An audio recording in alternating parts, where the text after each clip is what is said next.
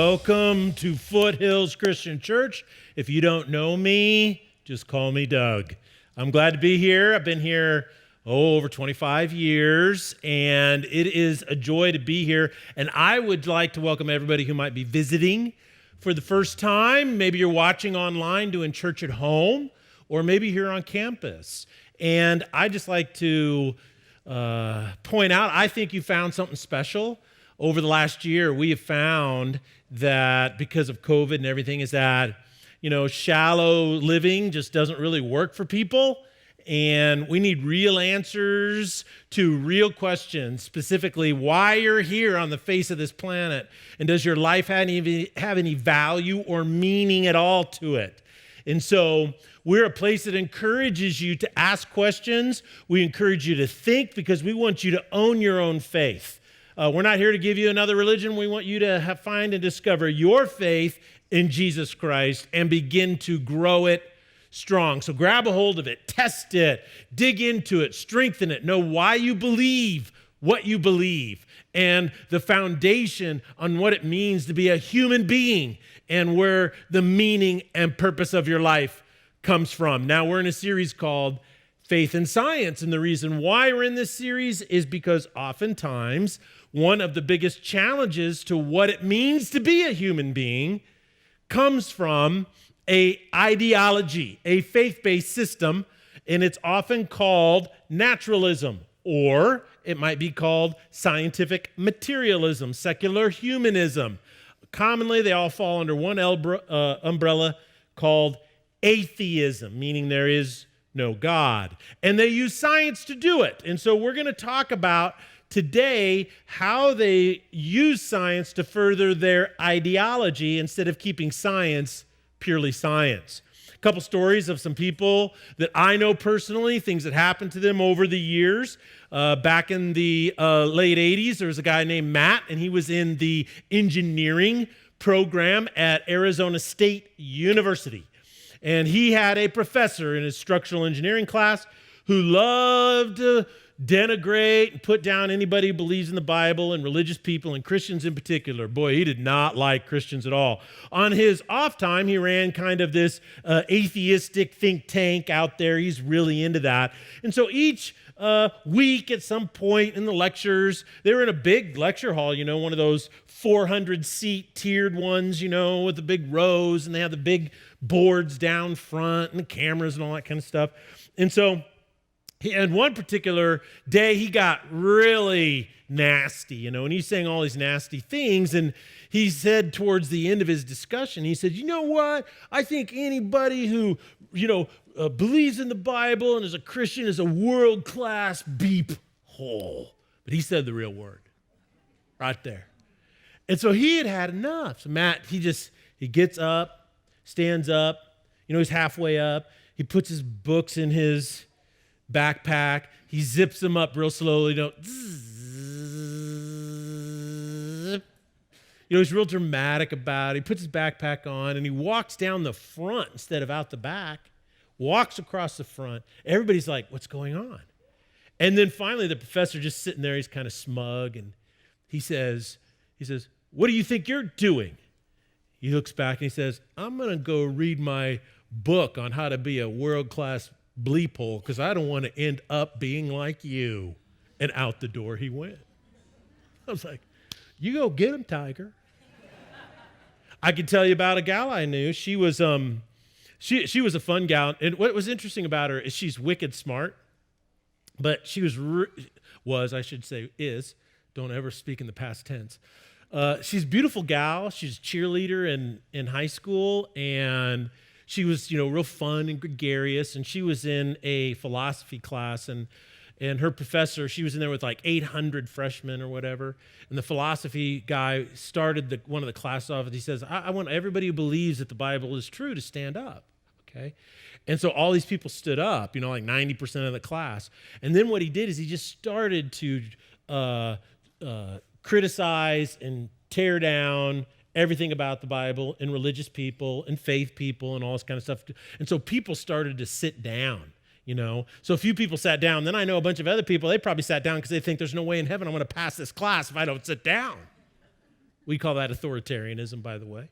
And so everybody sat down, and there were two people left. It was her and this other guy, and one of his legs was starting to buckle a little bit, And she was just like, I don't care, she's brushing her hair, so almost like, I'm just so bored with you, kind of an attitude. And he finally stops, and he says, why aren't you sitting down like everybody else?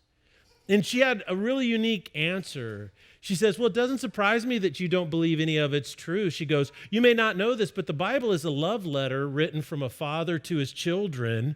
And she said, since you don't understand love, it doesn't surprise me that that's what you get from reading somebody else's mail. And out she went. I could tell you about the Marine who got out of the Marine Corps, and he went on the GI Bill to class, and of course everybody in the class are all 18, and he's 24, so he's a little older, and a philosophy professor stands up and starts, ragging on people of the faith, ragging on the military, which probably those two together wasn't a good idea, and he's just denigrating Christians, and one of the things he does this really infantile and non-rational thing. He stands up on his desk, he says, if there is a God, if you're alive, I dare you to knock me off this desk right now. And then he would say, see, God doesn't do that.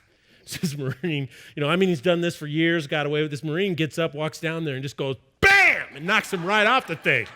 And he looks at him and goes, why did you do that? And he says, well, God uses tool, and I'm a tool of God.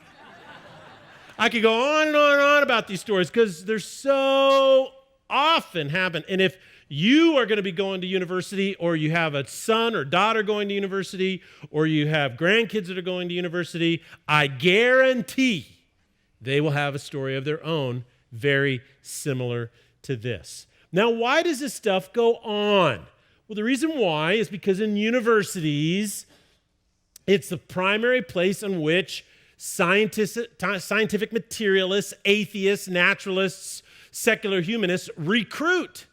This is their church now where they recruit, and it's mandatory. It doesn't matter what your degree program is, they often do this in general education requirement courses, you see, that you have to take. So because they're there, and we're talking about that, and we're talking about this because what I'm trying to do is say, well, is there really a conflict between science and Christianity?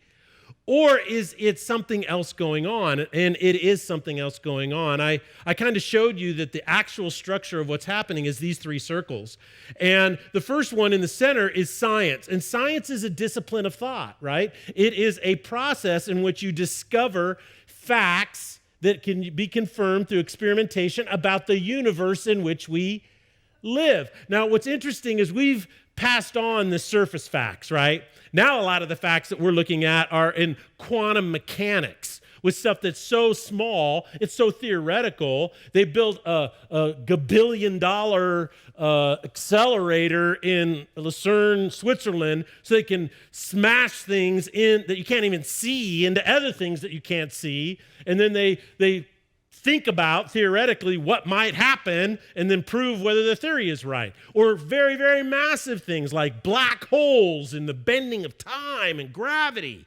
So a lot of this stuff now is all about theoretical physics, quantum mechanics, time, and the thing that drives all of these sciences are mathematics. Theoretical math, high level math. And what's happening is this math is trying to be manipulated by these people. And what's happening is these people, these naturalists, these atheists, scientific materialists, they are trying to recruit people out of this. They don't like this, okay? And they're trying to use science, which is a tool, to complete or achieve their ends. And when you go to university, if you don't know this is going on, it can rock your world. It can really upset your faith. And so we're going to talk a little bit about the primary tool that these guys use from here to try to get people out of there. And that tool is called evolution theory or Darwinism. Now, before we talk about it, I want you to understand the Christian perspective or their position, the theistic side, and then we're going to talk about what the naturalists, scientific materialists, atheists, and what makes it a little difficult to talk about this is they obfuscate by using all of these different terms, but it's all basically the same stuff, right? And so we're going to talk about theism, then naturalism or atheism, and draw some conclusions, okay? So here's the Christian position. It starts from a primary source text in the book of Colossians. Now, if you've been here for a while, you'll know that on occasion what I do is I talk about these passages in the New Testament are like big, gigantic foundational rocks that everything else is built on. They're principles or concepts. And the main rock in the New Testament is Jesus, right? So there's a few places in the New Testament where it talks about the nature of who Jesus was. One is in Philippians chapter 2. It says, have this attitude in yourself that was like in our Christ Jesus our Lord. And it says, even though he existed in the form of God, he did not, and it goes on. It talks about his very nature. Well, another one of these source texts, these primary things, is found in Colossians chapter 1. And it's a big chunk. It starts in verse 13, and it goes all the way probably to 20 to 21 in that area. But I'm only going to read a couple of verses real quick in this big, powerful package. And here's what I want to read beginning with verse 15. He's talking about Jesus. And Jesus is the image of the invisible God, the firstborn over all creation.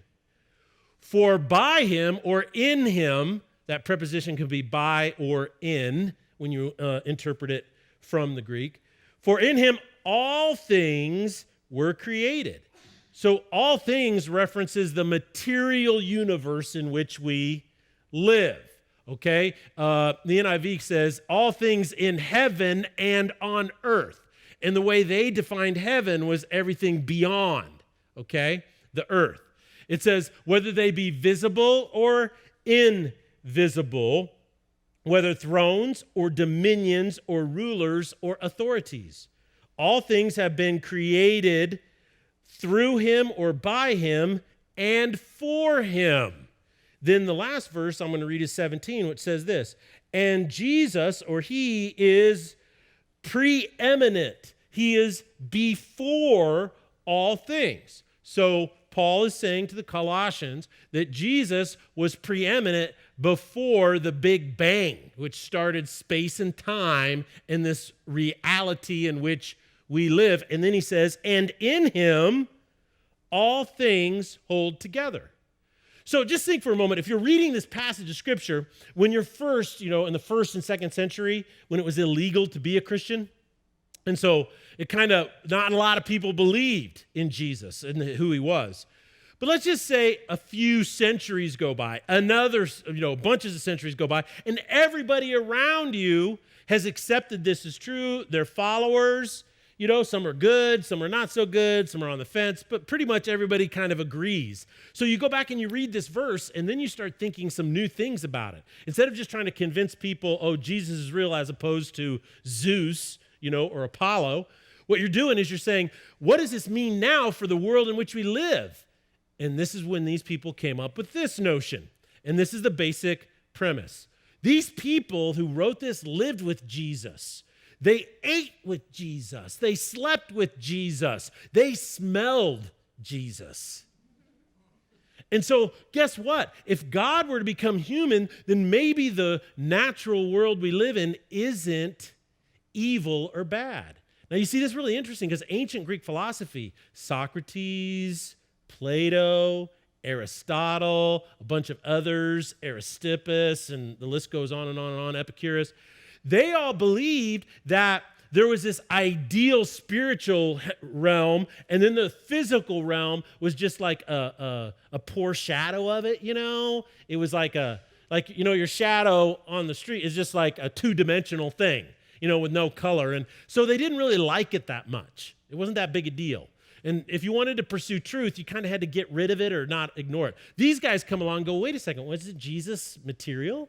Wasn't he fleshly? And didn't he eat and sleep? And so maybe this world in which we live is not so bad. As a matter of fact, maybe it's a beautiful and wonderful thing, this creation that God made. And if he made it, and it was all made by him and for him and through him, and he holds it all together, that means he designed it. And whenever you look at someone who designed something, you look at what they built, and it tells you a whole lot about who designed it, right? And so they're like, guess what? That means there's a designer. Now, we don't know how he did it, but boy, if we could just start thinking about it and exploring it, wouldn't that be awesome? And last week I talked about that was the birth of the scientific revolution in Western civilization because of Christianity, not in spite of it. Now, for a long time, scientific materialists, atheists, secular humanists, naturalists have tried to argue that anytime you say that the world is designed, it is a religious thing. And we'll talk about why they say that in a moment. And so for the longest time, anybody who even mentioned it would get fired from their job. I have a list of people that have been fired from their positions in the science community simply because they published an article by somebody else who believed that the world had a designer. Isn't that amazing? But today, the evidence is becoming so overwhelming, more and more scientists are starting to speak out about it. Watch this.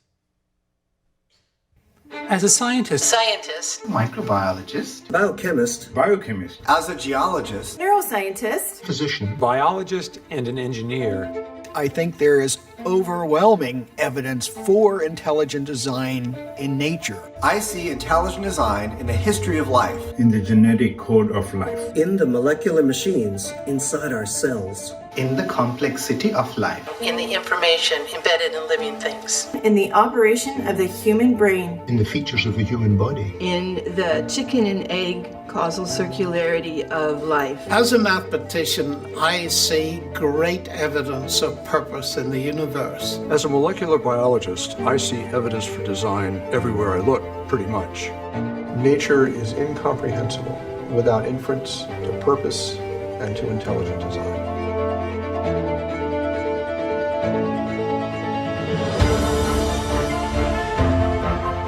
The properties of the universe as a whole, and our planet in particular, were fine-tuned for our benefit and for our survival.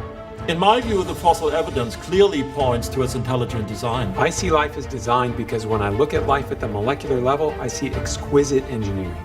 All cells contain DNA, which include lots of information, and information is only the product of a mind. Darwin thought living cells were just blobs of jelly, but when I look in a living cell, I see evidence of factories, machines, three-dimensional architectures, enormous amounts of encoded information. There's power generators, there's manufacturing plants. Life contains many features that we know from experience only arise from the activity of intelligent agents.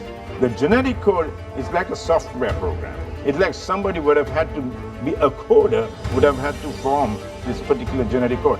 When I see that order and design, I have a really hard time believing that random mutation and natural selection alone can cause the complexity and the diversity we see in life. When you look at nature at large, what you see is incredible examples of innovation which surpass human technology. Examples include the flight capabilities of a hummingbird, sonar and bats, and greater innovation always implies greater intelligence from a designer. If you read the message from the molecules, it's really clear. They say clearly, intelligent design, intelligent design, intelligent design is the source of life.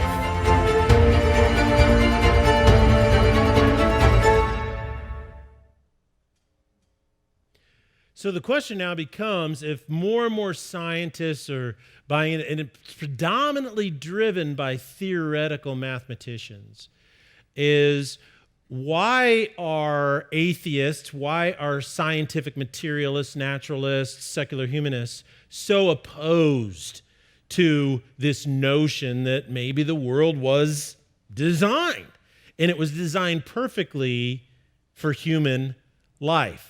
Well, I want to explain to you why it is. And I want to show you the atheistic position. And I want to point out something that will really challenge any atheist, and that is how irrational their position really is.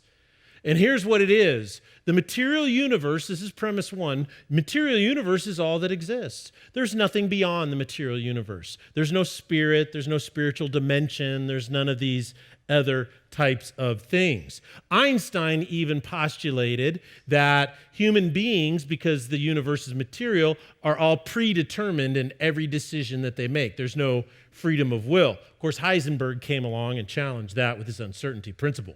The second premise is this. Okay, so first of all, you're making a huge assumption on this premise right here. You know what that assumption is? Science is the arbiter of all truth, right?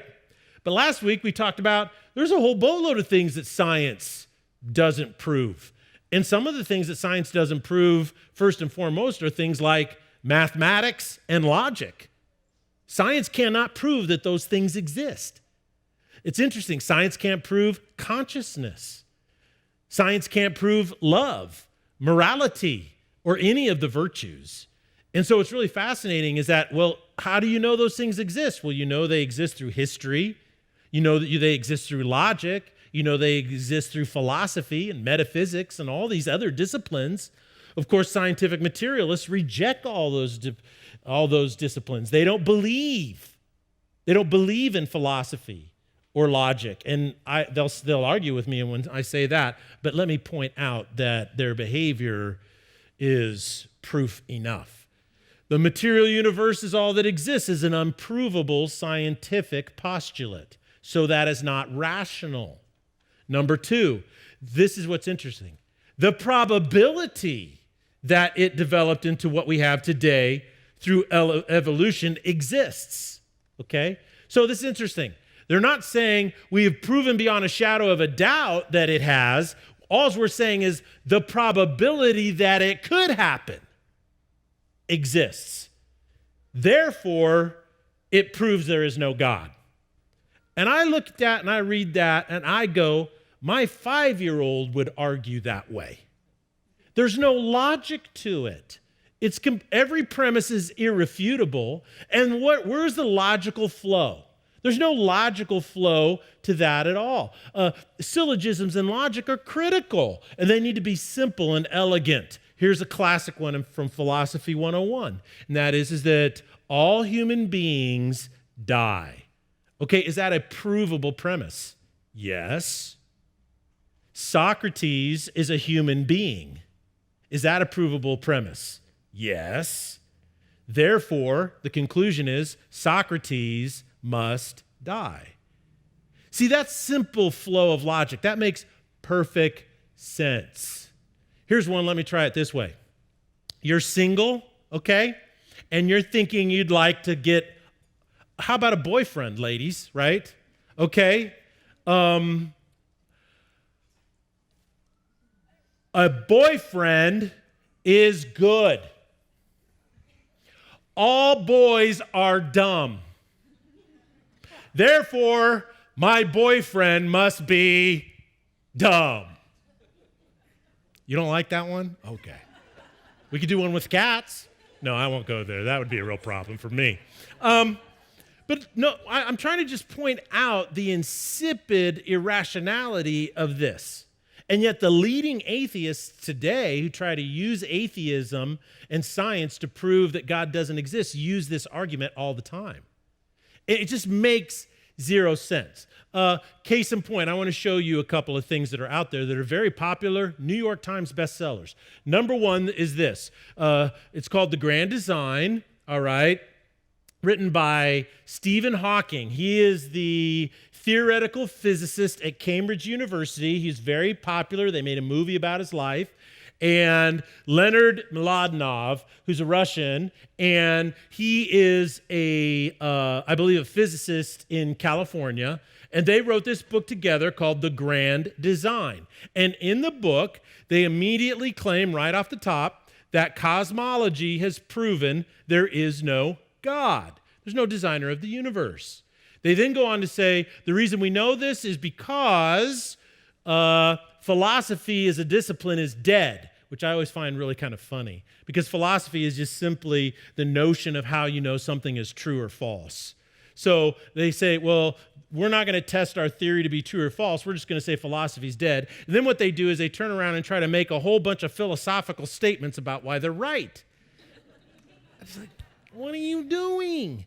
It's so bad that Stephen Hawking's peer, a friend of his in the science department at Cambridge for over 40 years, was asked to comment on this book, and this is what he said about his good friend Stephen Hawking. His name is Sir Martin Rees. You know you're important in England when they put Sir in front of your name, right?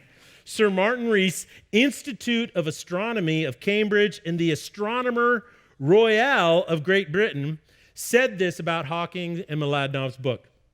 And I quote, "Stephen Hawking is a remarkable person whom I have known for 40 years. And for that reason, any statement he makes gets exaggerated publicity. I know Stephen Hawking well enough to know he has read very little philosophy and even less theology, so I don't think we attach any weight to his views on this topic." That's called being left out, right? It's like he got ghosted or shaded or something or other, I don't know, by this guy. I'm working on my contemporary slang. It's not very good. So the point is in this book is that it's completely illogical.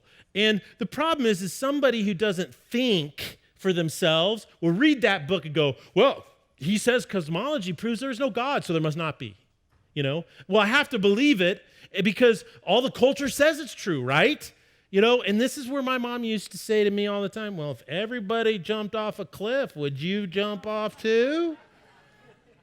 Yeah, if I was accepted and could be a part of it, yeah, But that's how that works. And so this is just not true. Another one, this book was written after this book by Richard Dawkins, and it's called The Blind Watchmaker. And he wrote a book after this one. This was kind of the first one. And then he wrote a book called The God Delusion, where he just basically, it's a bitter diatribe against people of faith. And it's really pretty, The God Delusion is just a terrible book. It's not worth reading.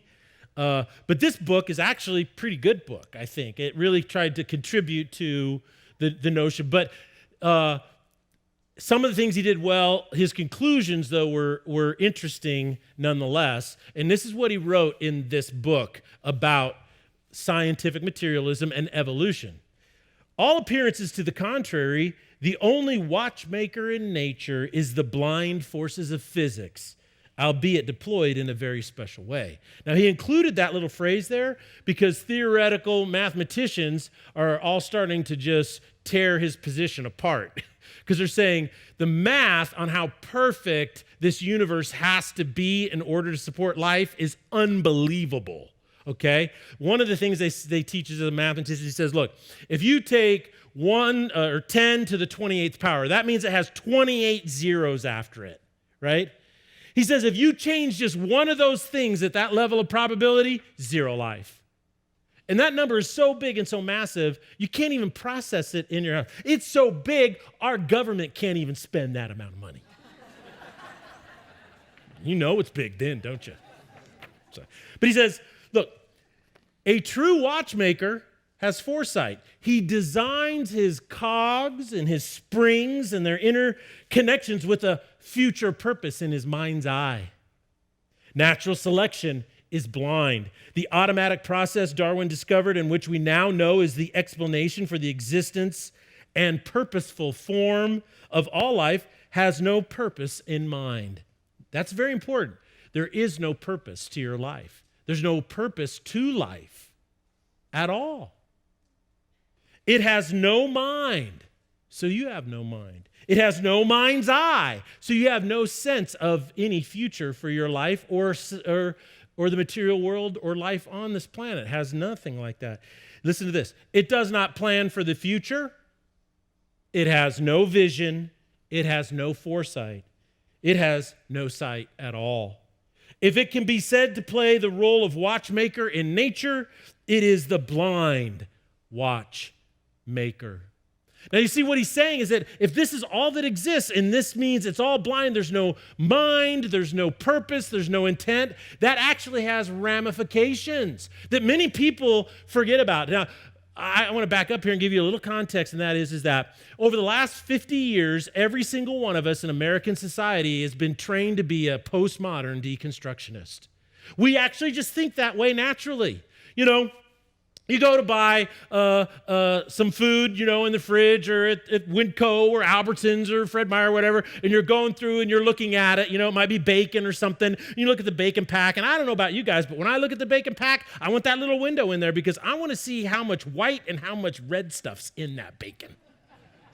That's if you're a bacon connoisseur, you're tracking with me right now, right? And what do? If there's not enough or sick, you go, oh, I don't want that one. I want something else. See, I use deconstructionism in the way I was thinking. I was skeptical about that. When ladies, you go out with boys, you're dating a guy, and you're thinking, well, is this a red flag? Is that a red flag? I need a red flag. Is this a red flag? Is that a red flag? Well, no guy's perfect and stuff. And then you go tell your girlfriends, and your girlfriends are sitting around going, look, this is the 400th guy that you've gone out with, and nobody ever lives up to your standards. We think your standards are too what? High. You're living in what land? Fantasy land. Right? Well, what does that mean? You're using deconstructionism to find a thing. We could go on and on and on about how this works. But here's the problem with deconstructionism is no one ever deconstructs their own deconstructionism. If you're skeptical, no one is ever skeptical of their skepticism. See, that gal's girlfriends are telling her, you know what, you're never going to find love, you're never going to be in love until you figure out what real love is all about. And it's not finding the perfect guy, it's about learning how to love a real human being. See, when we don't get that, and that's what's happening here, because there's implications to believing that. And when you believe this, you by automatic are believing something else. What are you believing? Here's what you're believing. In this book, this guy, he wrote a book called The Atheist Guide to Reality, Enjoying Life Without Illusions. He's one of the top philosophy professors at Duke University. So I'm not quoting people and showing you people who are out on the fringe that writes books on Amazon that sell 5 books. I'm not talking about people. I'm talking about people who are New York Times bestsellers, people who are at top universities, running top departments, have immense influence in training minds of people when they go to university. And he wrote a book in here, The Atheist Guide to Reality. And what's really fascinating about it is he says, when you buy into scientific materialism, this is what you're actually believing. You're not just saying, well, I can't believe there's a designer. I'm believing that the material world is all there is. Okay, well, what does that mean? Well, this is what it means. Number one is, according to Dr. Rosenberg, that if scientific materialism is true, there is no intentional state of mind. Now you're like, okay, well, what in the world does that mean? Well, first of all, you got to read through, the philosophical mumble jumble, blah, blah, blah, blah, blah, to get to it. But basically what he's saying is that any thought that you have is not a real thought. You just think it is. Okay, how does that work? Look, it's a fake thing.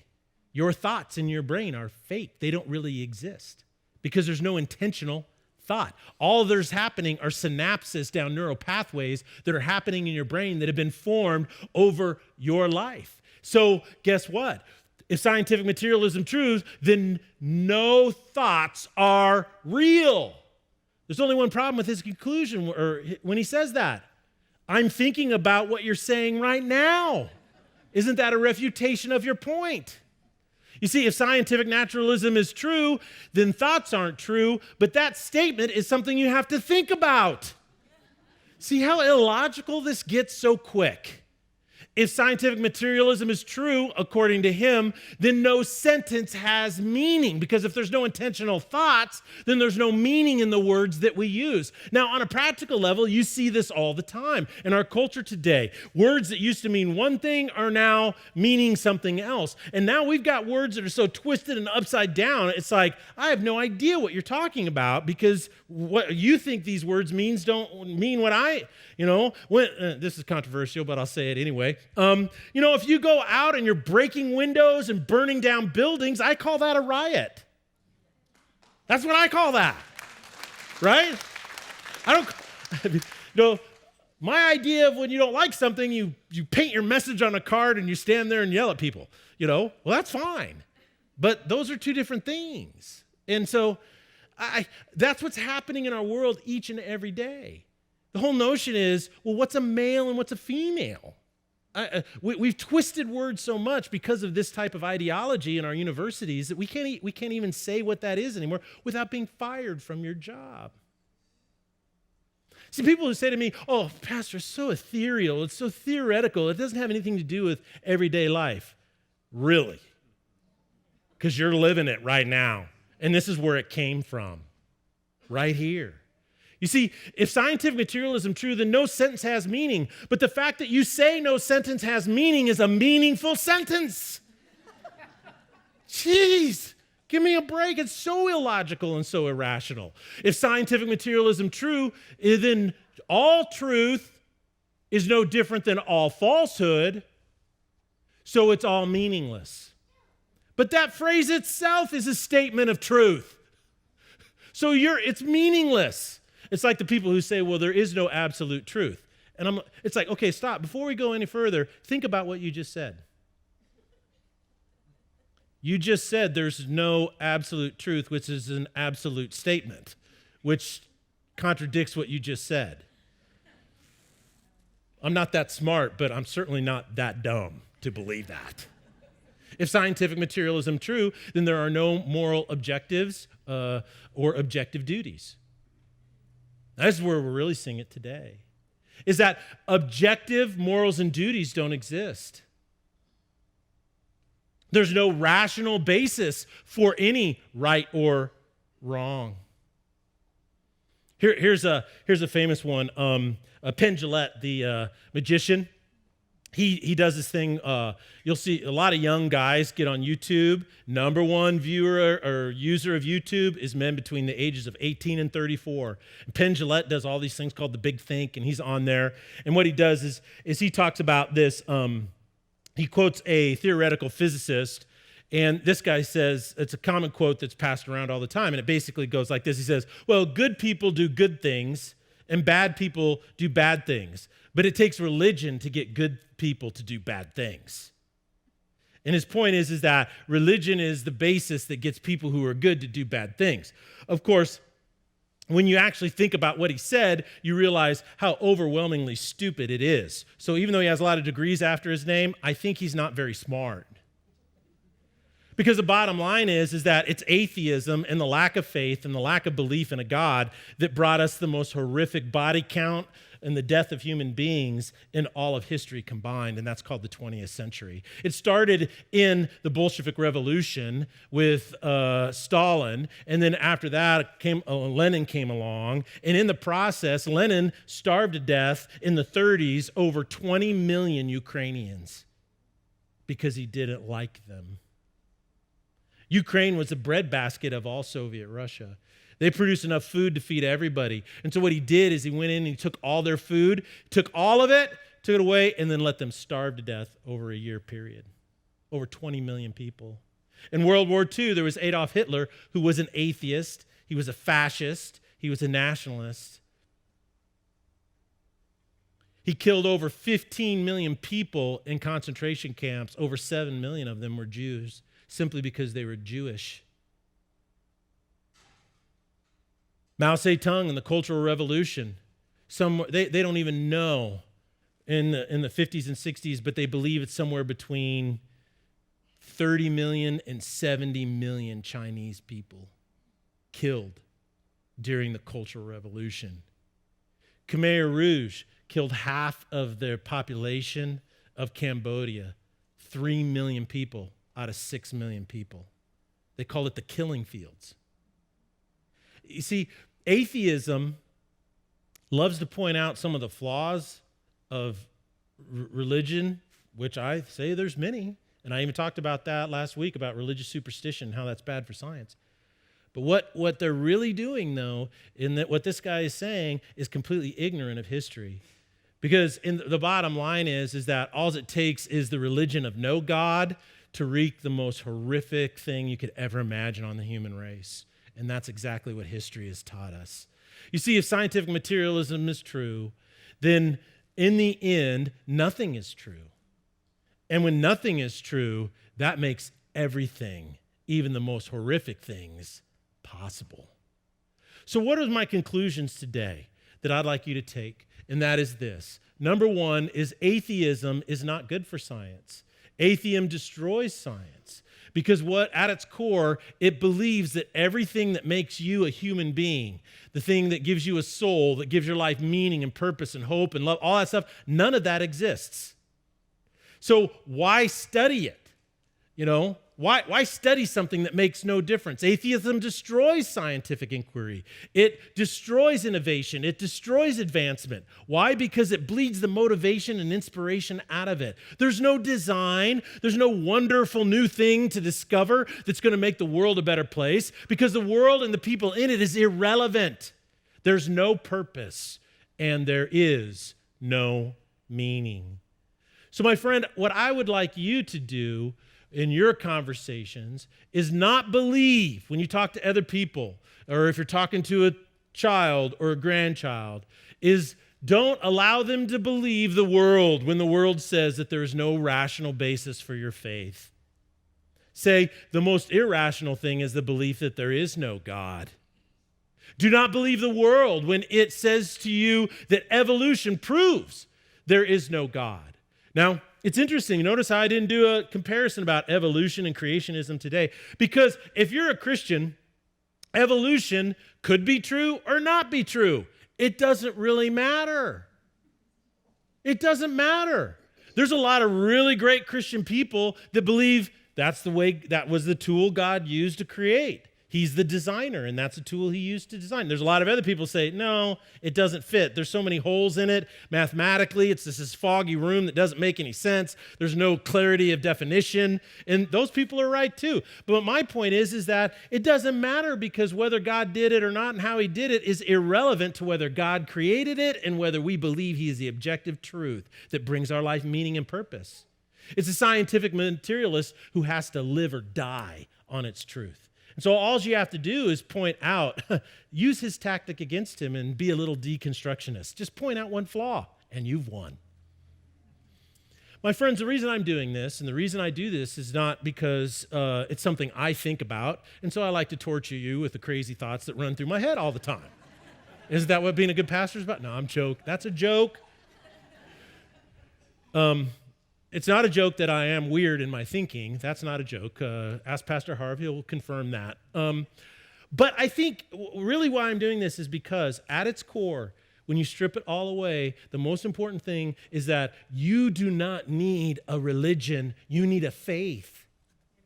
You don't need more things to do, you need things to believe, because what you believe is one of the most important things about who you are. You need a faith. You need a reason for your existence in order to know who you are as a human being. And only then will you understand and know your purpose in life.